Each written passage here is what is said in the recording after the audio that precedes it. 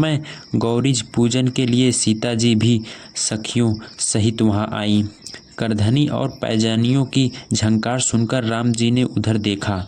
वे लक्ष्मण से बोले, यही जानकी जी की बेटी सीता हैं? धनुष आगे इसी के लिए हो रहा है। सीता जी को भी एक सखी ने राम लक्ष्मण के विषय में बताया। उसने कहा, कल इन राजकुमारों को देखने के लिए सब लोग अपना काम धाम छोड़कर सड़क पर निकल पड़े थे। वे ही अयोध्या नरेश दशरथ पुत्र राम लक्ष्मण भाग में आए हुए हैं। उत्कर्षव सीता जी ने सखी की बधाई दिशा में देखा। उसी समय लालटों के बीच से निकलते हुए दोनों भाई दिखाई दिए। ऐसा लगा कि बादलों की ओर से दो दो चंद्रमा निकल आए हैं। अचानक राम जी को सामने पाकर सीता जी सुध बुध खोकर उन्हें देखने लगी। तभी उन्हें नरज जी की बात याद आई। उन्होंने मन ही मन सोचा, भला ये सुकुमार शिवाजी को कठोर धनुष कैसे तोड़ पाएंगे। सखियों के कहने पर उन्हें पार्वती जी की पूजा कर आशीर्वाद मांग रामा लक्ष्मण भी फूल लेकर गुरु जी के पास चले गए। सबका मन खुशी से भर उठा। उत्सव माना जाने लगा। सखियां सीता जी को लेकर श्री राम के पास आईं। उन्होंने राम जी को जयमाला पहनाई। देवता फूल बरसाते लगे। उसी समय गुस्से से तपते हुए ऋषि परशुराम वहां पहुंचे। आते ही उन्होंने जानकी जी से पूछा, बताओ जनक, शिवाजी का धनुष किसने तोड़ा? उसे मेरे सामने लाओ। भला लक्ष्मण जी ऐसा बात कैसे कर सकते हैं? उन्होंने कहा, महाराज हमें फरसा मत दिखाइए। हम रघुवंशी किसी से डरते नहीं हैं।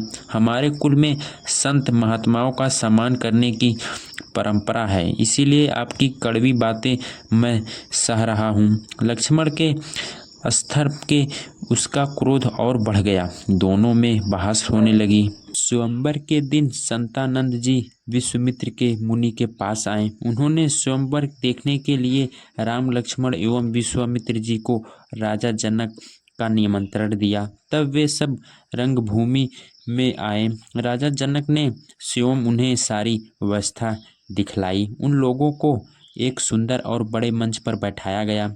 रंग मंडप में दूर दूर से आए राजा बैठे थे। उनके राक्षस भी राजा के वेश में बैठे थे।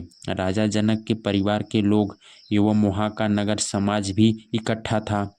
सबकी नजरें सवेले राम और गोरे लक्ष्मण पर टिकी थी। ऐसा लग रहा था कि मानो दोनों भाइयों ने सबकी आंखें चुरा ली हो। उसी समय सखियां सीता जी को लेकर आईं। उनकी सुंदरता देखकर सभी लोग मोहित हो गए। उद्घोषक ने उनकी प्रतीक्षा सुनाई। रंगभूमि में भगवान शिव का धनुष रखा गया।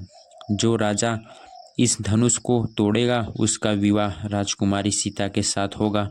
सभी राजा बारी बारी से धनुष तोड़ने की कोशिश करने लगे, लेकिन धनुष तो किसी से हिल भी नहीं रहा था। तब भी राजा मिलकर एक साथ जोड़ लगाने लगे, परंतु धनुष भूमि से तिल बराबर भी नहीं हिला।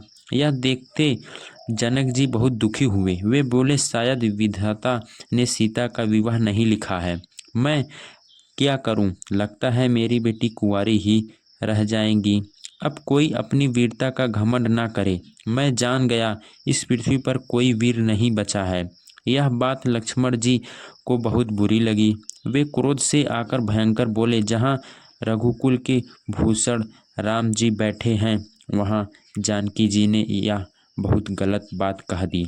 मैं इस पृथ्वी को गेंद की तरह उठा सकता हूँ, इसी पटकार कच्चे घड़े की तरह फोड़ सकता हूँ, इस धनुष को कमल की टंडक की तरह मोड़ सकता हूँ, इसी बरसती गोबरछंदे की तरह तोड़ सकता हूँ। राम जी ने इशारे से लक्ष्मण को रोका।